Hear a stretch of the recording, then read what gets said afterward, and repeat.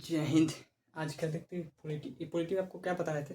तो आपको बता रहे थे लोकसभा की शक्तियों के बारे में, सॉरी राज्यसभा की शक्तियों के बारे में बता रहे थे। तो आज आगे देखते हैं ये क्या है। राज्यसभा की शक्तियों के बारे में आपको बता दिए थे। और आज देखते हैं राज्यसभा की कमजोरियाँ। राज्यसभा की शक्तियाँ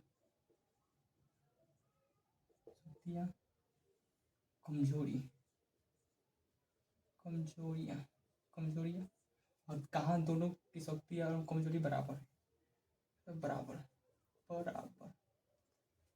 इस तरह देखते हैं लोकसभा प्लस राज्यसभा बराबर कितना बराबर।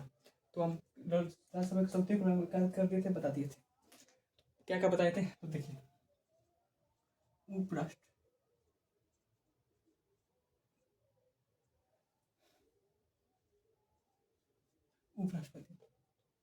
उपराष्ट्रपति प्रमाभियोग शुरू कौन कर सकता है? लोकसभा, सॉरी राज्यसभा। कौन कर सकता है?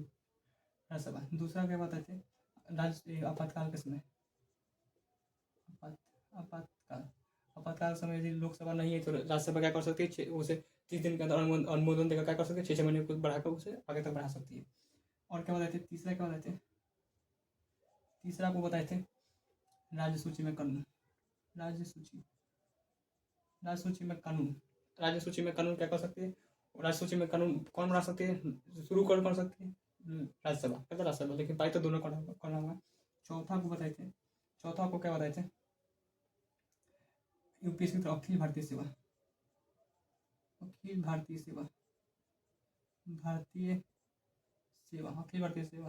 जैसे यूपीएससी आईएएस वगैरह की जैसे नौकरी और एक और निकालना हो तो कौन निकाल सकता है? राज्यसभा शुरू कर सकता है। लेकिन पाई तो दोनों करना होगा, ये तो बता देते हैं। देखते हैं राज्यसभा की कमजोरी क्या क्या है।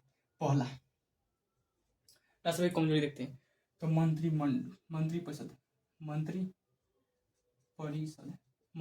जो होता है वो क्या होता है? लोकसभा के उत्तरदायी होता है, यानी लोकसभा में बैठता है। यानी मंत्री किधर की वो, चाहे वो राज्यसभा में हो चाहे वो लोकसभा में, वो बैठेगा कहाँ? लोकसभा में बैठेगा। तो मंत्रिपरिषद कहाँ बैठती है? लोकसभा में। दूसरा, धन विधेयक पर कौन भार पड़ जाती है? लोकसभा। धन विधेयक ये भी लोकसभा। कौन भी भारी पड़ जाती है? लोकसभा। धन विधेयक पर कौन भारी पड़ जाती है? लोकसभा। क्योंकि कोई भी जैसे देश में पैसे की जरूरत होती है तो धन विधेयक लाया जाता है। वो कहाँ प्रस्तुत होता है? लोकसभा में प्रस्तुत होता है। तो जब लोकसभा में प्रस्तुत होता है तो उसे राज्यसभा नहीं रोक सकती है। और लोकसभा चाहे तो उस क्या करते हैं, ये पारित करके क्या राज्यसभा में भेजती है। लेकिन राज्यसभा इसे रोक नहीं सकती, मात्र 14 दिन से ज़्यादा देर तक नहीं रोक सकती है। उसके बाद वो ऑटोमेटिक पारित हो जाएगा। और राज्यसभा इस पर सुझाव दे सकती है, लेकिन सुझाव मानने के लिए लोकसभा बाध्य नहीं है। तो धन विधेयक। और क्या हो सकता है? बजट प्रस्तुत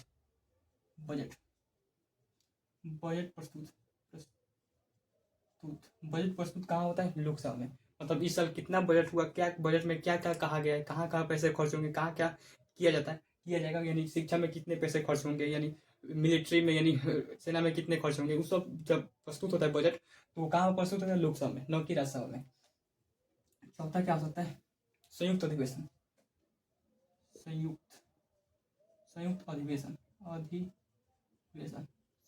कहाँ लाया जाता है? लोकसभा में। संयुक्त अधिवेशन पर कौन भारी पड़ जाता है? लोकसभा। क्यों भारी पड़ता है? देखिए, संयुक्त अधिवेशन में क्या होता है? जैसे कोई कानून पारित करना हो तो उस पर दोनों लोग विवाद हो गया। विवाद हो गया। जैसे लोकसभा तो पारित कर दी और राज्यसभा क्या कर दिया? उसे रोक दी। और जब राज्यसभा रोक दी तो उसमें क्या किया जाएगा? दोनों को मिला दिया जाएगा। क्या उसे वहां पर बुलाया जाएगा? संयुक्त अधिवेशन।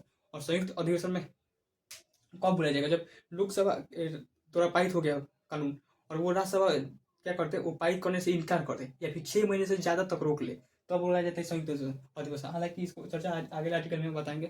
तो संयुक्त अधिवेशन जब बुलाया जाता है 108 में, तो संयुक्त अधिवेशन जब बुलाए, इसकी चर्चा आर्टिकल 108 में तो आगे बताएंगे। तो जब संयुक्त अधिवेशन बुलाया जाता है तो लोकसभा और राज्यसभा दोनों को मिला दिया जाता है। जैसे लोकसभा प्लस राज्यसभा मिला दिया जाता है। तो लोकसभा में सीटें कितनी है? 545 और इसमें 245, है 245 सीटें दोनों को मिला देता है। दोनों को मिला कितना हो जाएगा? 790। कितना हो जाएगा? 790। और 790 जब मिल गए, कहते हैं 790 मिल गए और तो इसको आधा वोट और कानून के मतलब समक्ष कानून में पारित करने के लिए अगर 50% से क्या होता है, 50% से ज़्यादा अगर क्या कर दें, पारित कर दें, 50% से ज़्यादा क्या कर सकते अनुमोदन देते, 50% से अगर ज़्यादा कह दे कि नहीं कानून पारित होना चाहिए तो वो कानून पारित होगा। अब जरा सोचिए, इसका 50% निकाल लेंगे तो लोकसभा के जो सदस्य हैं उससे भी कम आता है। यदि अगर लोकसभा चाहता है कि हम लोग पारित करते तो संयुक्त अधिवेशन में कौन भारी पड़ जाएगा, लोकसभा। अगर लोकसभा भारी पड़ जाएगा तो 50%, क्योंकि लोकसभा पूरी तरह से सब लोकसभा को चाहता है, सब लोग चाहते हैं कि कानून पारित हो, तो अगर संयुक्त अधिवेशन आएगा तो 50% से ज़्यादा बहुमत चाहिए, बहुमत चाहिए। और ज़्यादा बहुमत जो होता है वो इसका इसका अगर 50% निकालेंगे तो वो लोकसभा के सदस्य से भी कम होता है। और जब लोकसभा से कम होगा, अगर सारे लोग चाहते हैं तो पारित आराम से हो सकता है। तो यानी संख्या संख्या में कौन भारी हो जाता है, लोकसभा। पांचवा क्या था, संख्या। संख्या संख्या में भारी कौन पड़ जाता है, लोकसभा। और कमजोर कौन पड़ जाता है, राज्यसभा। जिस कारण यहाँ पर कौन जीत गया, राज्यसभा, फिर सॉरी लोकसभा। और आगे क्या हो सकता है, और क्या क्या हो सकता है।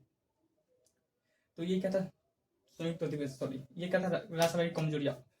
क्या था, राज्यसभा की कमजोरियाँ। अब देखते हैं कहाँ पर दोनों की शक्ति बराबर होती है।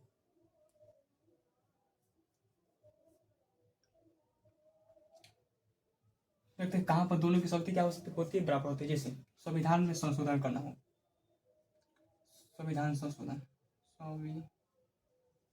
संविधान संशोधन, क्या था, संविधान संशोधन। यदि संविधान में अगर संशोधन करना हो, कुछ संविधान में जोड़ना हो, यदि हटाना हो, तो उसमें कौन कर सकती है, लोकसभा और राज्यसभा। कहता लोकसभा और राज्यसभा के दोनों को अनुमति, दोनों को बराबर अधिकार है, कहता बराबर है। और ये नहीं कि यहाँ पर ये संयुक्त अधिवेशन, यहाँ पर संयुक्त अधिवेशन नहीं बुलाया जा सकता। तो संविधान संशोधन में अगर क्या करना हो, संविधान संशोधन कर किसी चीज को हटाना हो या फिर किसी चीज को जोड़ना हो, तो उस स्थिति में दोनों की शक्ति क्या होती है, बराबर हो जाती है। जब तक दोनों खुद पारित ना करे, जब तक वो संविधान संशोधन क्या होगा, पारित नहीं होगा। ये देखिए दूसरा क्या होता है, महाभियोग। तो संविधान संशोधन में क्या होता है, दोनों की शक्ति बराबर होती है। और दूसरा क्या होता है, महाभियोग। पहला हो गया महाभियोग, महाभियोग इम्पीचमेंट, क्या है इम्पीचमेंट। महाभियोग, अगर राष्ट्रपति पर महाभियोग लगाना है तो दोनों की शक्ति बराबर होती है। यहाँ पर भी आप संयुक्त अधिवेशन नहीं बुला सकते, नहीं तो संयुक्त अधिवेशन जब बुलाएंगे तो ऑटोमेटिक कौन भारी पड़ जाएगा, लोकसभा। राज्यसभा तो हार जाएगी वहीं पर। इसलिए दोनों स्थिति में कहा गया कि आप लोग क्या कर सकते हैं, संयुक्त अधिवेशन नहीं बुला सकते।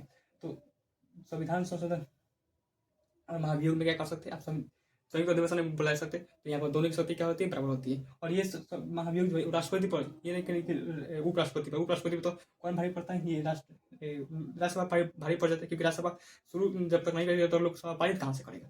तो ये किस पर है, तो ये राष्ट्रपति पर महाभियोग है। तो आप समझ लिए यहाँ पर किसका क्या शक्ति बराबर है, संविधान संशोधन महाभियोग में। तो आज के लिए यहीं तक रहने देते हैं, तो मिलते हैं नेक्स्ट वीडियो में। Thank you for watching video.